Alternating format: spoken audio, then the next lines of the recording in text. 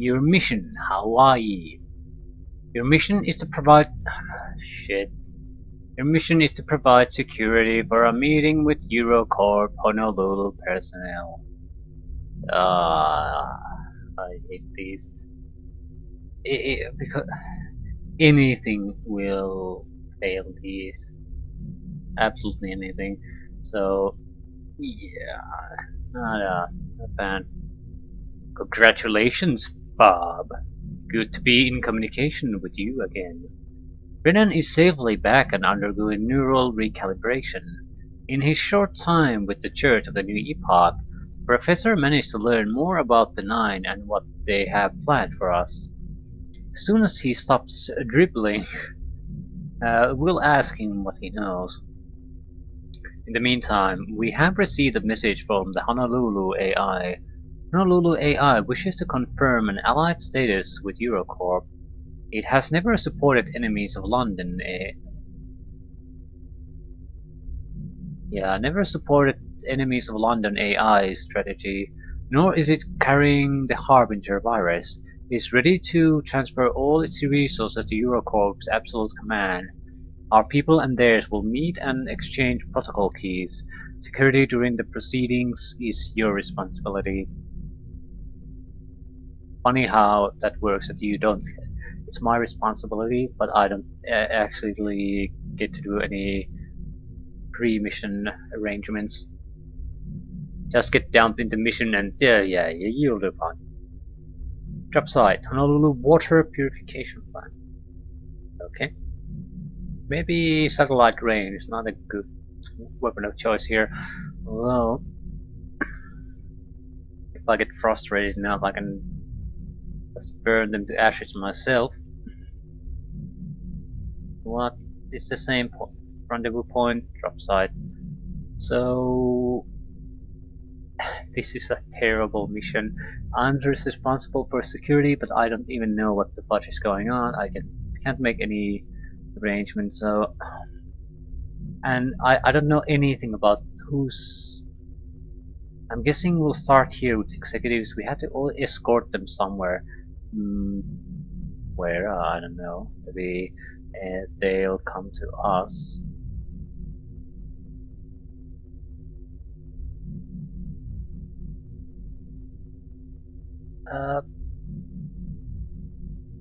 I'm sure it'll all become clear. But this smells like a mission that you'll have to play a few times just to have any kind of idea what the fudge will happen in the mission. So, not looking forward to this. No research, 21 scientists. What's the equipment? Satellite range would be... Okay. Weapon power is nice. Nice range, no energy consumption. 105,000.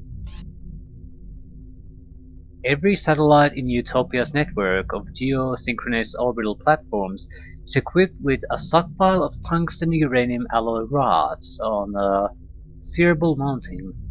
When these rods are launched, the process of atmospheric re-entry heats them up to the point at which they liquefy, producing a plasma rain with true battlefield potential. We can now successfully override the system lockouts triggered by Harbinger. By transmitting re-initialization protocols, the system can be placed at your agent's disposal. This can be done using a handheld activator, but caution should be exercised. The cost of firing this system is extremely high. 100,000. That's not extremely high, to be honest. Launch shield is 100,000. Service IFF 65, 45, 48. So it's not specifically all that expensive, to be honest. Nuclear grenades probably are 100,000. So the thing is, I'm not sure how effective this is. We didn't get caught inside the rain when we experienced it, but we also never lost anyone.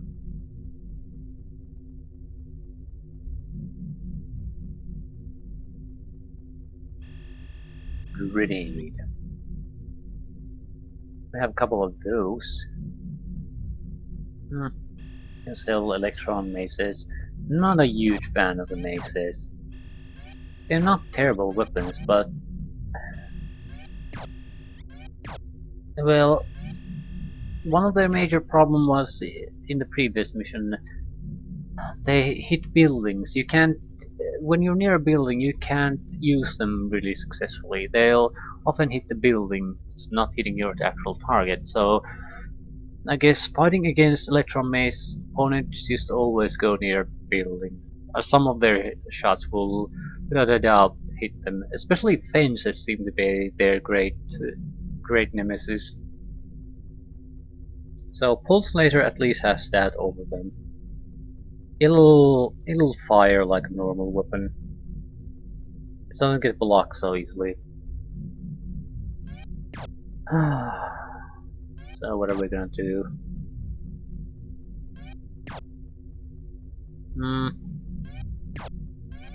Minigun.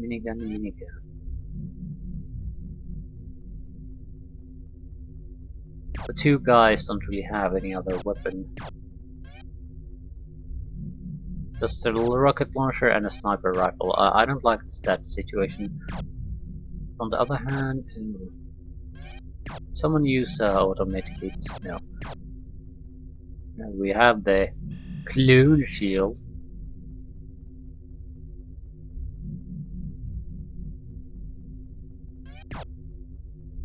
Never tested that one either. We could say, yeah, looks like an executive. I don't know what that means. Does it mean that the enemies basically don't shoot at us? I'm guessing that's what it means.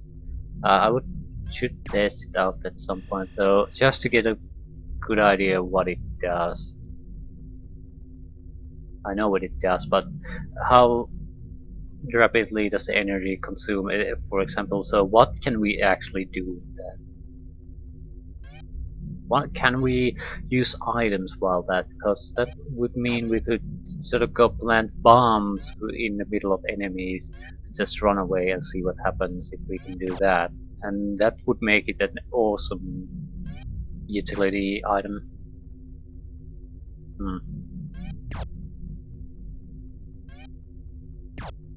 Yeah, take it. Someone else is going to have to take your grenades though then.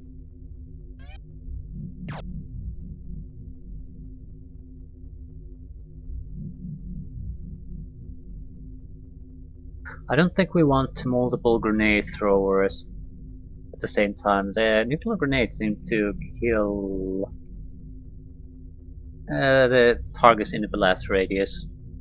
But at least that's something we can rely on.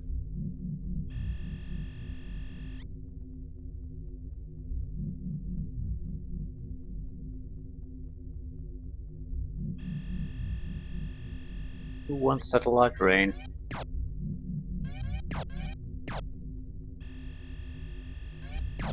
Yeah, it's a single one. At least the grenades you can get 4 for each slot, so you could use them in multiple engagements. Satellite rain, on the other hand, one-time thing. So that's definitely a negative. On the other hand, it has a higher range. Nuclear grenade has Uzi range.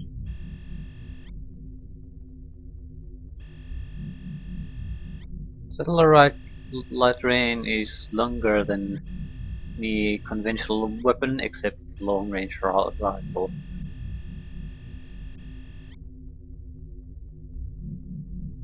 We'll see.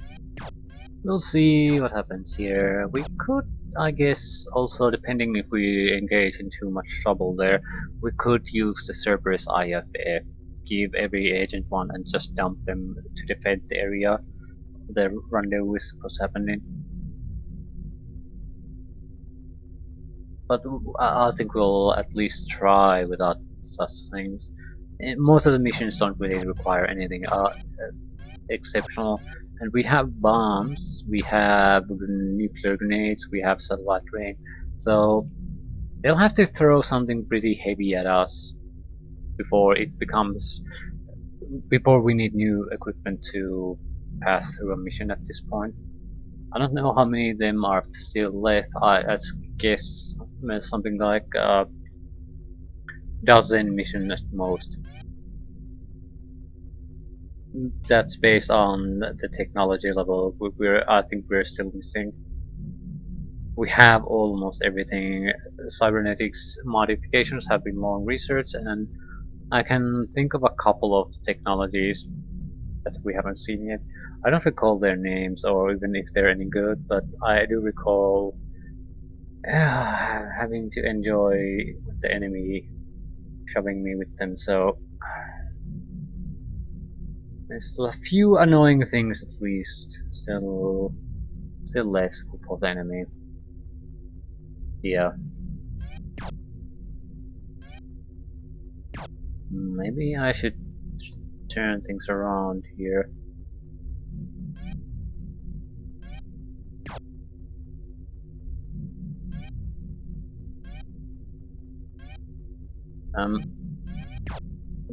The idea here is to have number 1 with the heavy explosive weaponry. It just works out the best because usually you move it to control it, and it also stops firing on its own at that point, even if you have it on red. So it's good because you need to save your energy to make sure you can use these. So we'll have these 3 on autopilot. Bombs don't really require any kind of reaction shots. So yeah, I think we're ready to go.